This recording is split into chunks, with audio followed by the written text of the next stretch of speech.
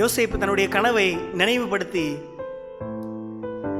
அப்படியே தைலத்தை அப்ளை பண்றாரு. என்ன சொன்னாரு?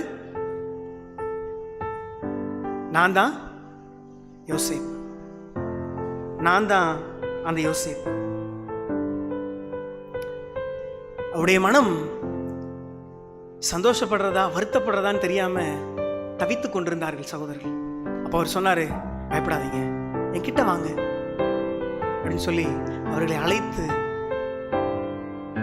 காயத்தை ஆற்றும்படியாக அந்த தைலத்தை அவர் தடவினார். அவர் சொன்னாரு, நீங்க போங்க, போய் என்னுடைய தகப்பனை கூட்டிட்டு வாங்க, அவர் என் கூட இருக்கணும் கடைசி காலத்துல சொல்லி சொன்னப்போ வேகமா போய் தகப்பன்ட்ட போய் சொல்றாங்க, தகப்பனே, யோசேப்பு உயிரோடு இருக்கிறார், நாங்க தான் அவனை ஆடு அடிச்சிட்டுன்னு சொல்லி தப்பா அவங்க கிட்ட சொல்லிட்டோம்னு சொல்லி எப்போ தன்னுடைய தகப்பன்ட்ட பாவ மன்னிப்பு கேட்டு ஒத்துக்கொண்டார்களோ அப்போ அந்த தைலத்தினுடைய வீரியம் அதிகரித்து அந்த காயங்கள் எல்லாம் குணமாச்சு. யாக்கோபுடைய காயங்களும் ஆறியது. யோசேப்பு எப்படிப்பட்ட ஒரு ஹீலரா இருந்திருக்கிறார் பாத்தீங்களா?